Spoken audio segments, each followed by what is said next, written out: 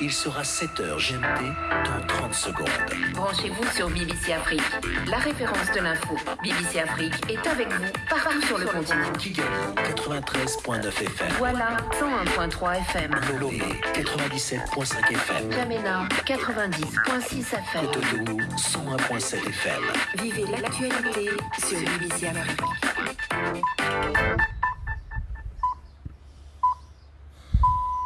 BBC Afrique. Mamadou Dionbari. Il est 7h en temps universel. BBC Matin, bienvenue si vous nous rejoignez. À la une de l'actualité, au Cameroun, 7 soldats tués par des sécessionnistes dans 3 attaques contre des postes militaires dans le nord-ouest anglophone du pays.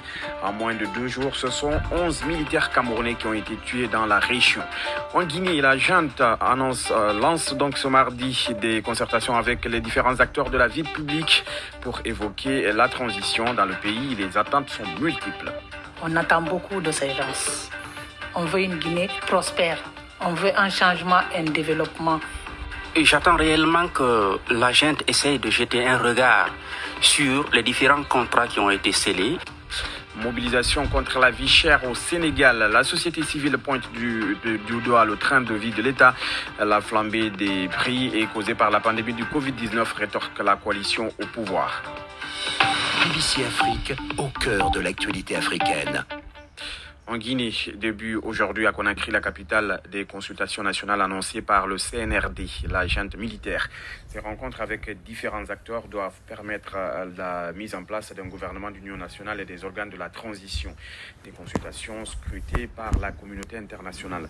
L'ONU s'attend à ce que le retour d'un régime civil en Guinée se fasse dans un délai raisonnable. Mais les Guinéens doivent décider de la durée de la transition, a déclaré Mahmad Saleh Anadif, représentant spécial du secrétaire général de l'ONU pour l'Afrique de l'Ouest et le Sahel, que je vous propose d'écouter. Nous voulons une durée raisonnable. Mais la durée raisonnable dépend des Guinéens eux-mêmes, parce que je voudrais toujours dire et le répéter, que quel que soit l'accompagnement, quel que soit le soutien de la communauté internationale, l'avenir de la Guinée, c'est entre les mains des Guinéens eux-mêmes. Nous plaçons beaucoup d'espoir sur les concertations interguinéennes qui vont commencer. Nous avons rencontré effectivement le président Alpha Condé. Nous nous sommes assurés de sa sécurité, de sa santé. Il se porte bien.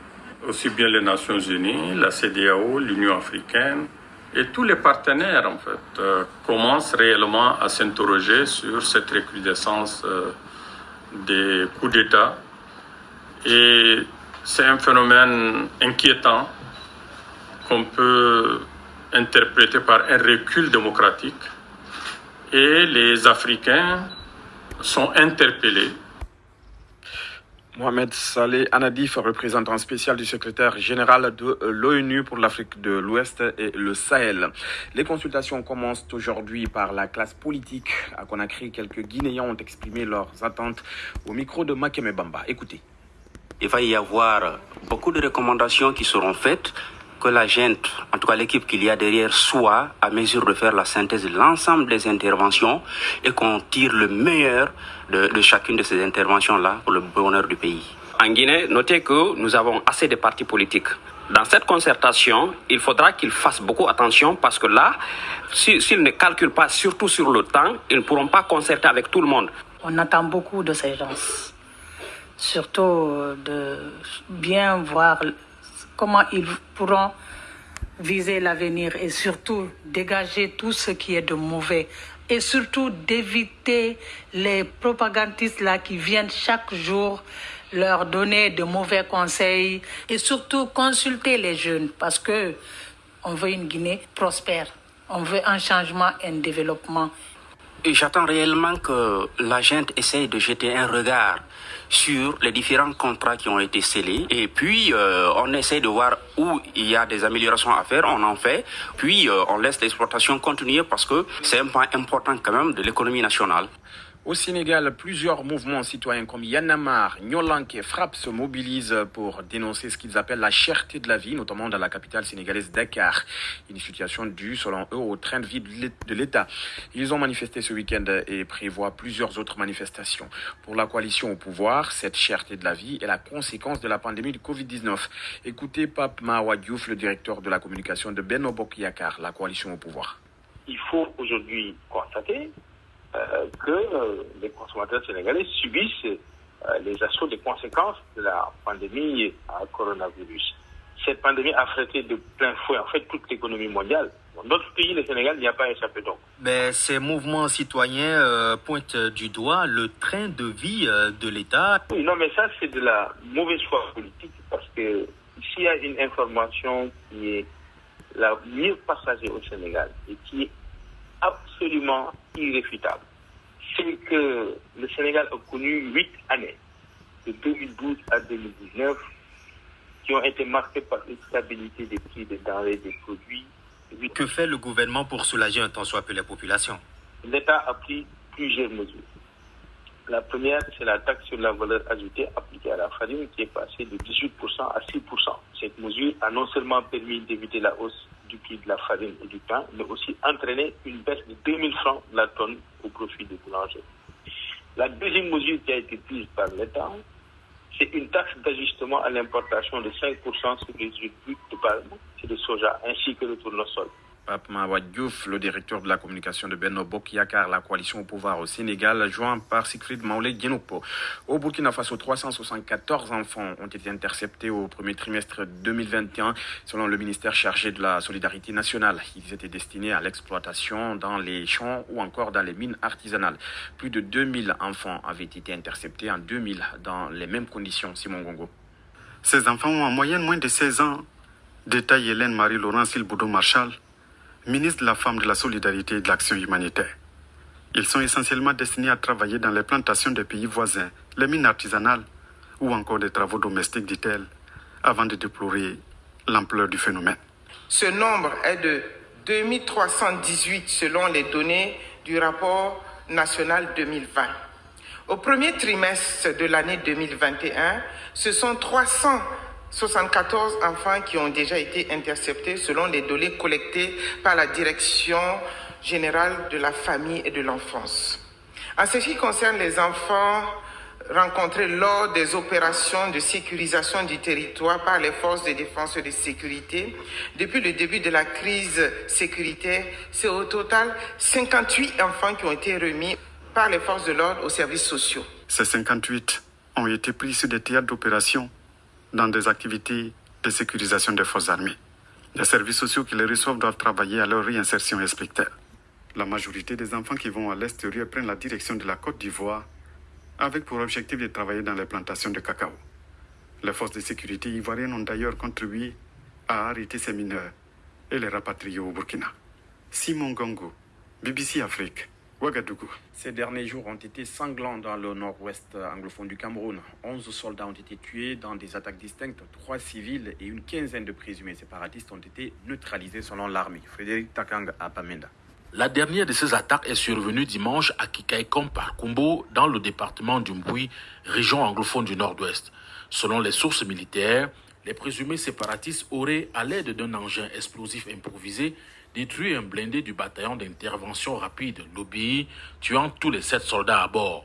C'est la première fois qu'un des blindés de l'armée soit complètement détruit dans cette partie par un engin explosif improvisé. Avec les affrontements armés dans cette partie du Cameroun, ces véhicules blindés sont le plus souvent utilisés pour convoyer les ministres, autorités administratives et les hautes personnalités. Déjà samedi, 4 soldats avaient perdu la vie dans 2 autres attaques séparatistes sur les postes de contrôle militaire selon les mêmes sources sécuritaires.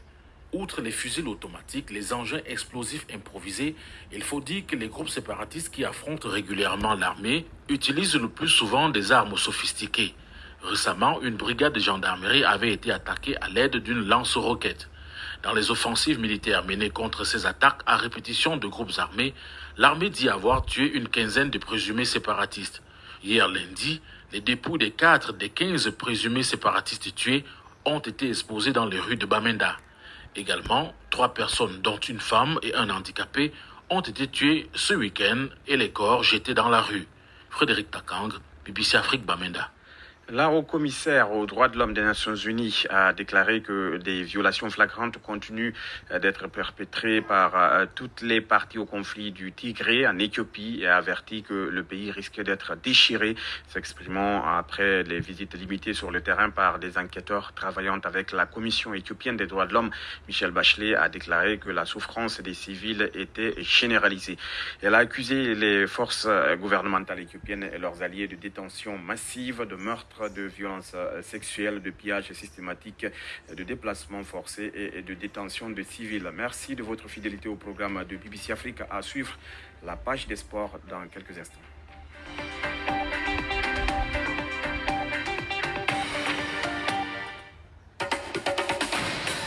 Sport. L'actualité sportive, c'est avec Mohamed Fofana Dara. Du basketball, déjà quelques semaines que s'est achevé l'Afrobasket 2021 à Kigali au Rwanda. La Tunisie n'a pas lâché le trophée qu'elle détenait depuis l'édition précédente. La Tunisie, championne d'Afrique, et la Côte d'Ivoire sur la deuxième marche du podium, un parcours exceptionnel apprécié de tous les Ivoiriens. Vous avez été combatifs, vous avez fait un parcours exceptionnel, vous avez apporté beaucoup d'émotions, beaucoup de joie et beaucoup de fierté au peuple de Côte d'Ivoire. Ce sont les premiers mots du ministre ivoirien des Sports à l'accueil de la délégation ivoirienne. Ils ont ensuite été reçus par le premier ministre ivoirien, Patrick Achi, puis il leur a été dédié une journée de communion. Et c'est à l'occasion qu'ils ont reçu les honneurs de la République après une distinction dans l'ordre du mérite sportif. À la fin de la célébration. Carlo Vera, manager de l'équipe nationale de basket de Côte d'Ivoire. On est très honoré d'être décoré aujourd'hui. C'est une belle fête pour le sport ivoirien en général. Et on espère qu'au travers de cette considération de l'État, la continuité sera assurée et qu'on soit soutenu pour le reste des compétitions à venir. C'est pas Fessa Fofana, je suis très honoré d'avoir été décoré du chevalier de la Légion d'honneur. Et puis on a représenté le pays du mieux qu'on pouvait. On aurait aimé ramener l'or, mais on a ramené l'argent. Comme on dit, cette médaille-là, c'est comme ça vaut de l'or pour nous. Et aujourd'hui, on est content parce que ça a ramené beaucoup de joie, d'union dans le pays de la Côte d'Ivoire et d'être récompensé par l'État de la Côte d'Ivoire, c'est vraiment un plus en plaisir. Le prochain rendez-vous pour la sélection nationale masculine de basket de Côte d'Ivoire, c'est pour le mois de novembre, le début des éliminatoires en Afrique de la Coupe du Monde 2023. La page de football, la suite des éliminatoires de la Coupe du Monde 2022, les 2 journées qui se sont disputées ont fait des victimes. Et ce sont les sélectionneurs qui en paient le prix fort. Le dernier en date, le sélectionneur des Black Stars du Ghana, Charles Okonor. Il part sur un bilan de 4 victoires, 2 nuls et 5 défaites en 11 matchs livrés depuis son arrivée à la tête de la sélection ghanéenne. C'était en janvier 2020. La fédération ghanéenne se donne 72 heures pour lui trouver un successeur. Charles Okonor est le 3e sélectionneur africain limogé à la suite de ces 2 premières journées des éliminatoires du Mondial 2022. Avant lui, il y a eu l'Égyptien Oussam El Badri, qui a été remercié et remplacé par le Portugais Carlos Queiroz. Le Zimbabwe s'était lui aussi séparé de son sélectionneur, Zdravko Logarusic. Le coup d'envoi demain au Nigeria d'un tournoi de football féminin, trophée Aïcha Bouhari. Le match d'ouverture opposera le Nigeria au Mali. Les 6 pays prenant part à ce tournoi de football féminin, il y a le Mali, le Cameroun, l'Afrique du Sud, le Ghana, le Maroc et bien sûr le Nigeria. Un tournoi qui va s'achever le 21 septembre prochain.